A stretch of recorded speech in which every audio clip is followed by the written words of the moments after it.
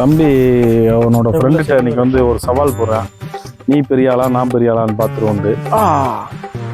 ஆனால் ஜெயிக்கிறது யாருன்றத நம்ம வீடியோவில் பார்த்துருவோம். இறங்கிட்டான், தயாராகிட்டான். புல்லட் பாண்டி, டேய் வாடா பாப்போம்டா, சவால்ரா. டேய் அஜித் சாப்பிட்டு சேலஞ்சுரா. டேய் சாப்பிட்டு இருக்கும்போது டிஸ்டர்ப் பண்ணக்கூடாதுண்ணே.